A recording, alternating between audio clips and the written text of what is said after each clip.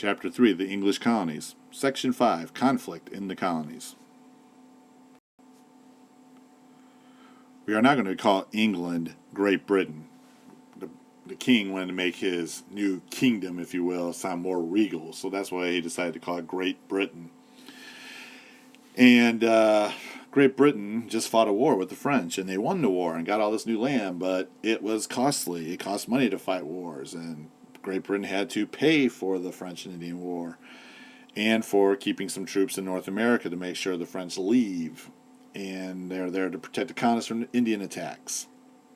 So Parliament decided to pass a series of taxes against the colonists to pay for the war.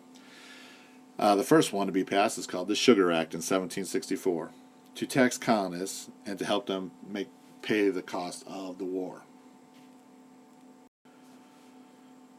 The colonists were really upset by this. They were already kind of upset at the fact that, they've been restricted in trade and, they can't colonize where they want to.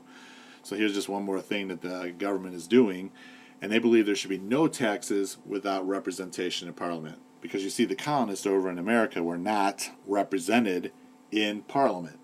And they don't believe that Parliament should be passing taxes on people who have no representation. So this is where you see the beginning of a phrase that will be used throughout this period of time called no taxation without representation. One of the key leaders of this movement was a guy named Samuel Adams. Yes, there is a beer named after him. Samuel Adams, a colonial leader, set up something called the Committees of Correspondence. This group was there to protest these taxes. Now Parliament will pass another tax called the Stamp Act of 1765. Colonists had to pay a tax for an official stamp on any purchase of paper items. It could be any kind of paper item. Letterhead, paper to write on, newspapers, playing cards, all this you had to get an official stamp, and here's what an official stamp might look like. So you have more protesting happening, and some groups were peaceful, others were more violent. The Sons of Liberty were a violent group who protested these taxes, and they would attack tax collectors and do crazy little things to these tax collectors, as you can kind of see in this picture of some members trying to shove something down the throat of a tax collector. Eventually, a group known as the Stamp Act Congress of 1765 declared that this stamp tax was a violation of colonial rights, and so it was repealed. When you repeal something, it means you take it back. And it was taken back in 1766. So it seems like a temporary victory for the colonists. Another tax was passed called the Townsend Acts of 1767. These were taxes or duties placed on glass, lead, paints, paper, and tea. Now the colonists will be subjected to something called the writs of assistance. This is what Parliament passed. These were used to enforce these taxes, so the colonists boycotted British goods as a form of protest. When I say they boycotted, because they decided not to buy any of these goods, and hopefully Britain will suffer from it. The Sons of Liberty attacked custom houses. These are where you collect the taxes, and the officials who are at these custom houses. So the British will send their troops to the colonies in 1768 to protect these custom houses. A crowd gathered in Boston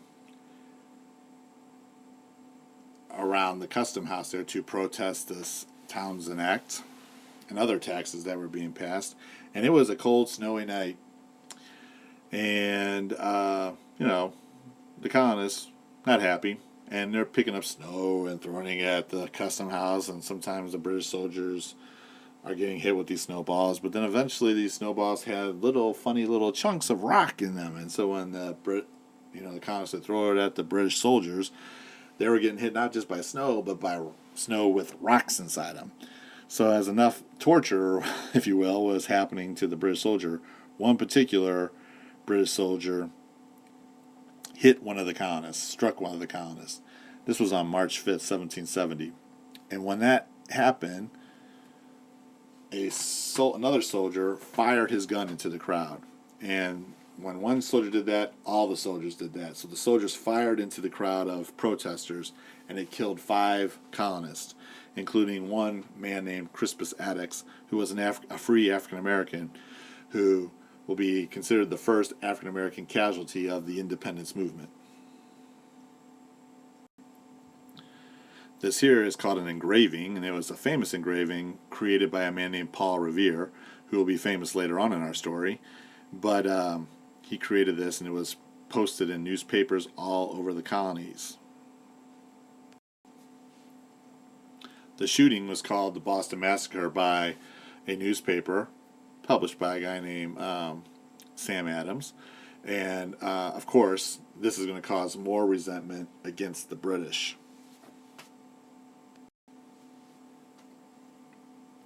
So there was a tea tax out there with the Townsend Act, but it wasn't really effective. Colonial merchants were smuggling tea to avoid paying taxes, meaning they were actually getting tea illegally from other places, not from Britain or any of its colonies. So Parliament is going to pass a stricter tax called the Tea Act of 1773 to allow the British East India Company. The British East India Company is based in East India out in Asia, just kind of southeast of like China and Southeast Asia. But it allowed the British East India Company to sell cheap tea to the colonists.